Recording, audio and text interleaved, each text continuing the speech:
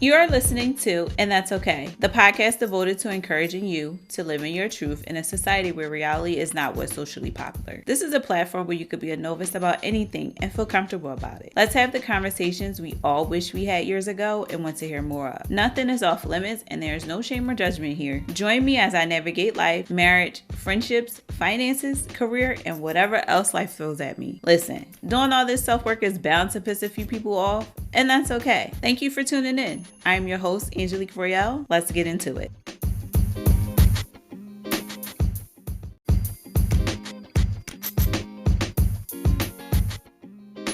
What do I want to be when I grow up? You remember that question when you were a child and people would ask, what do you want to be when you grow up? Hi, little girl, little boy, what do you want to be? And you would have like all these aspiring dreams and definitely be like, oh, I want to be XYZ. I always wanted to be a CEO. I used to say like CEO of a production company, and then it changed to just a CEO of any company. But now I'm like, do I really want that stress? Like, do I really want to be a CEO of someone else's company and be stressed? And it's like, no. And right now, where I'm at in life, I'm still trying to figure out what I want to be when I grow up. What feels good to me, what I like. You can't know at the age of 5. You can have interests, you can have passions, but like you really don't know as a child. And I wanted to be a CEO of a production company. That was my thing when I graduated like high school for production. And you think I went towards that? I went to school for business management. I have a degree in business management. I don't know nothing about production. Nothing about it. And it's just crazy that like when you look back on life, how you realize that at the time I wasn't really sure. It was just something that sounded good because I felt like I had an answer rather than being like, oh, I'm trying to figure this out. Or I want to know what feels good for me, what I like, what causes me to less stress. Like, I'm in my 30s trying to figure it out. I had someone in their 40s say that I'm still trying to figure out what I want to do when I grow up.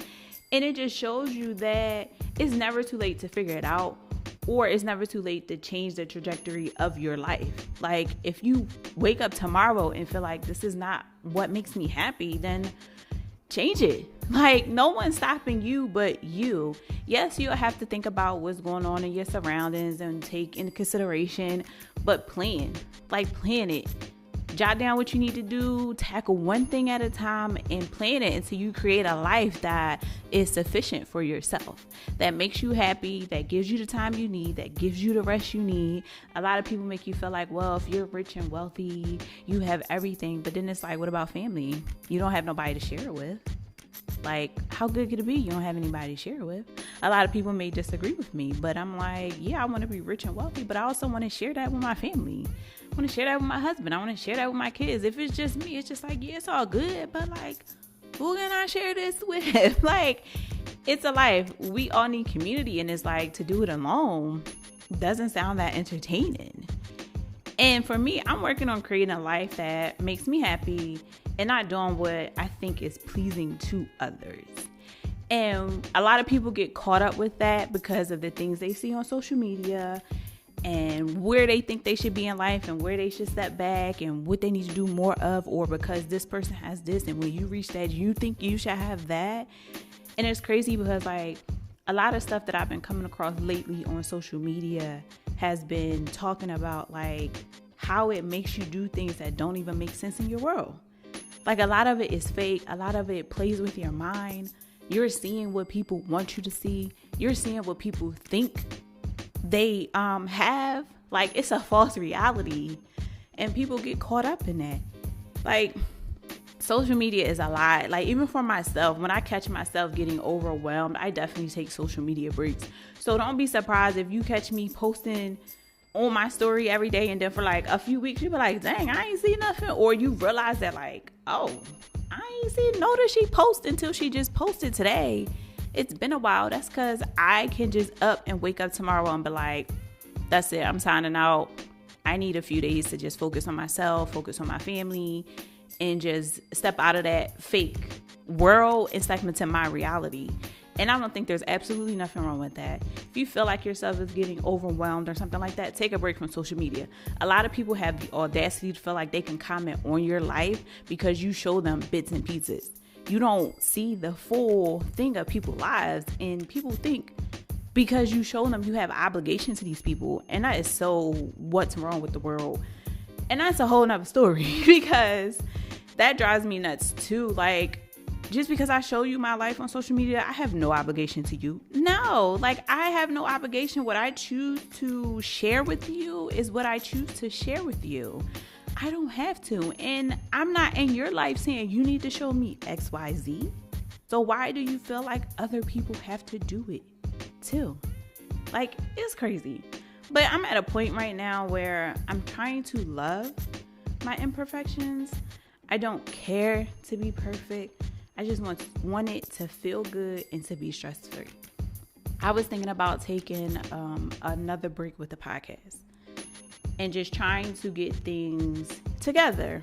Not sure if I'm still going to do so, but just to let you know ahead of time that if I pop off the scene, I'll definitely let you know on social media on the podcast page. So if you're not following, make sure you follow the podcast on Instagram at And That's Okay Podcast so that you can stay updated. If I do decide to take another break, it will be short. The last one I took was like 3 months. Sis was going through it. So this one will be shorter. I just kind of want to rework some things, put some things into play, and not feel the need to be stressed on providing an episode for you. So if I do decide that, just to let you know that I'm coming with the heat when I come back. That's all.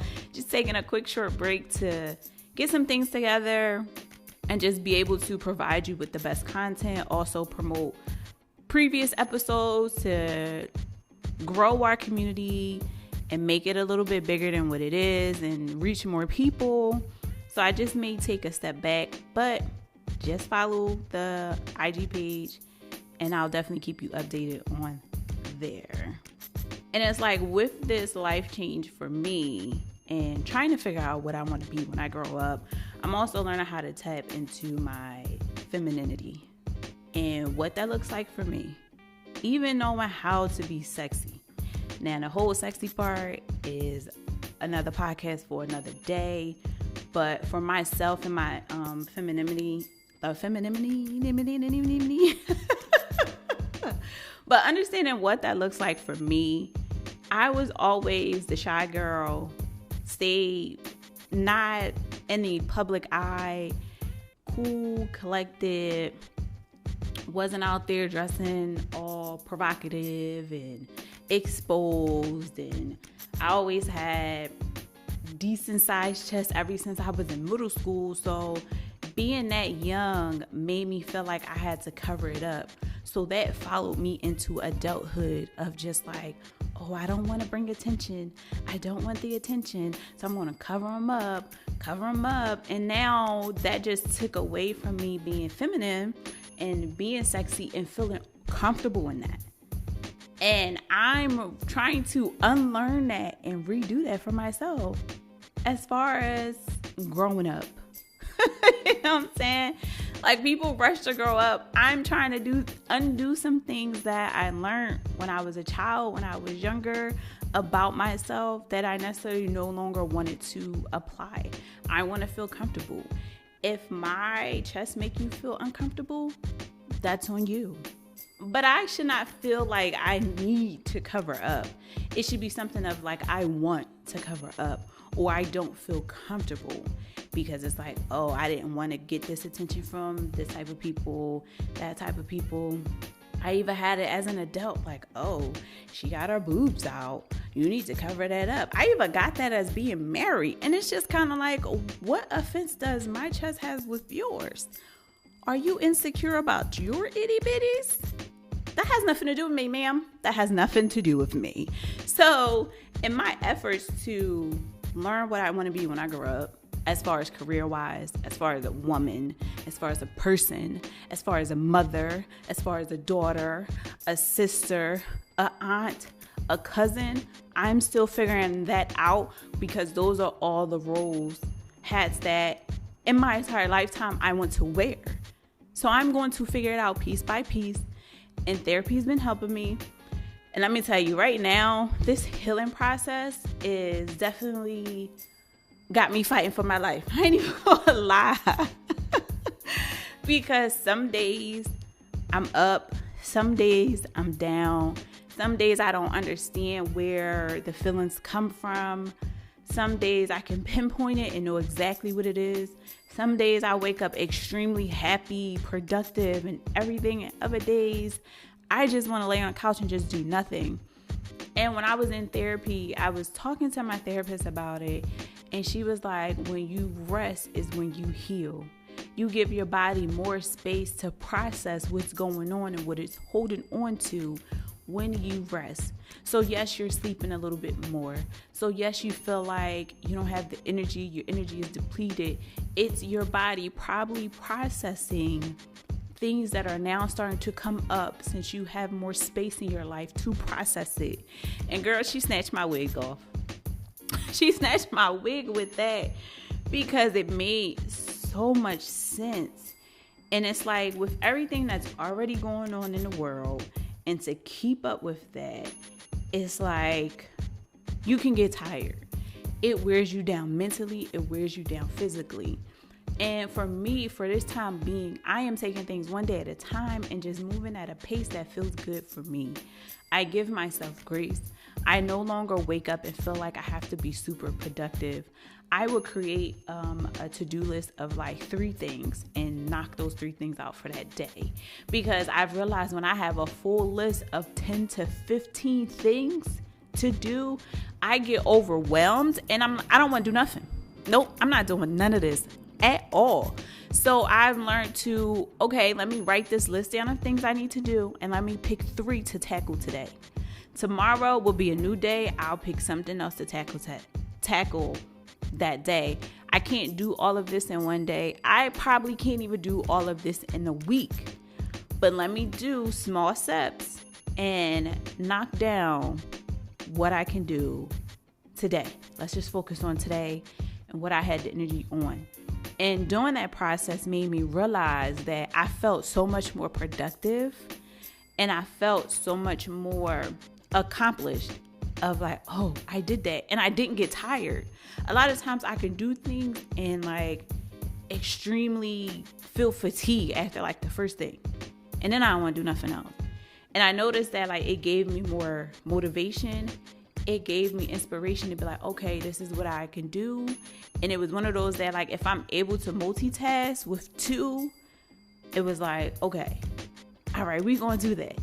And it just made me feel so good. But in this time of me transitioning, and I mentioned this in the other podcast of prioritizing me, that I am taking the time and giving myself grace and shifting myself, allowing myself to shift into this woman that I am, that I want to be, that I see her, I feel her, and I'm just trying to transition myself into her because I'm not used to her.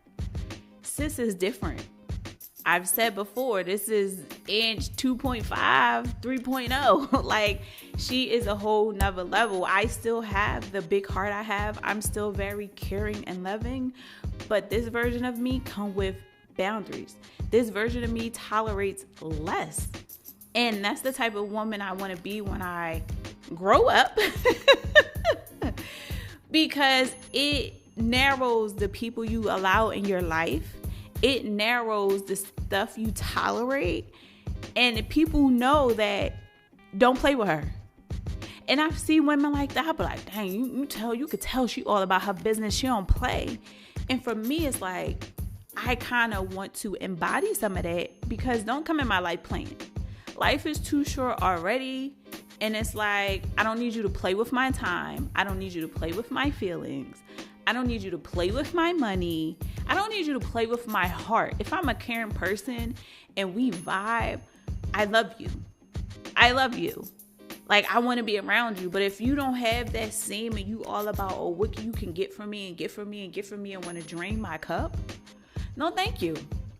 So now I'm working on being able to identify those people and catch it early. So I could be like, oh no, it's cool. I'm going to keep you on the leash. Or we're just associates. We're not that close. We're not meant to be that close. Because some people out here, their relationships are very transactional. And I'm not a transactional type person. I'm not. And I don't want people in my life that are like that either, because that is draining. Like, that is so draining. And in my attempts to be able to better serve that, I'm working on me, and I'm taking things one day at a time, and I'm allowing myself to understand my feelings, feel my feelings, and process my feelings so that my body is not holding on to stuff I may not realize or stuff that happened in the past. Like, I've done a lot of forgiving for other people. No, I've done a lot of forgiving for myself. I forgive you. Like, I'm not holding on to that. I'm not keeping that in my body. Like, that does nothing for me. Now, as far as the relationship, it can stay where it is.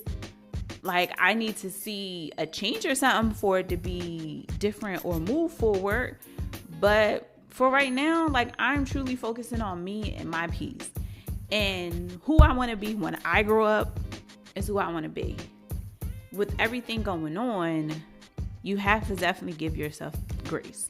So if you're in a part of your life and you're thinking about, well, what is it I want to be, or the type of person I want to be, or the type of life I want, think about that and then start to work towards it so that you can be happier.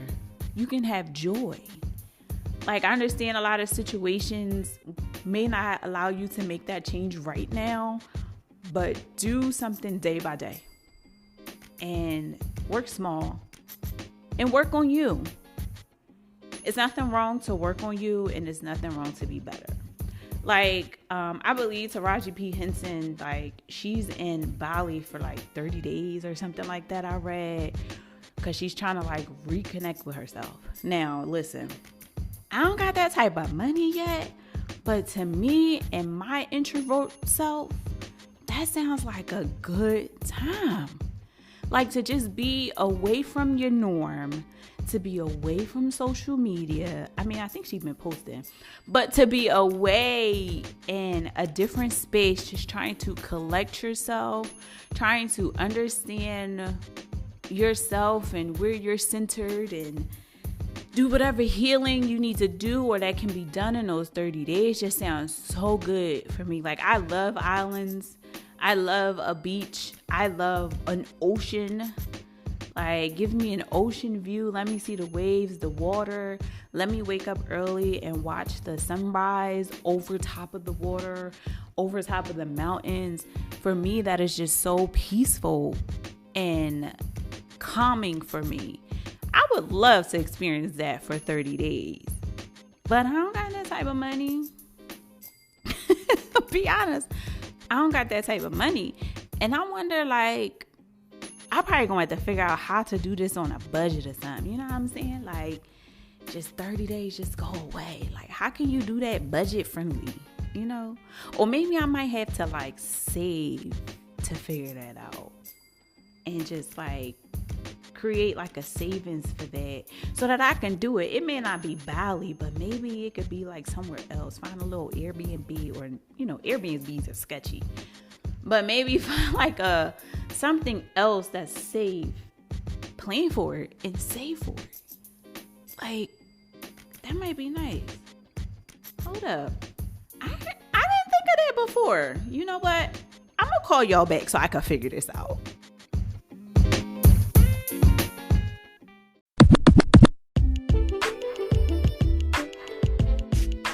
Thank you so much for listening. I hope you walked away with some valuable information. Make sure to follow the podcast on IG at And That's Okay Podcast. You can connect with me directly on there. Looking forward to the next episode. Remember to spread love, kindness, and make the choices that bring you peace.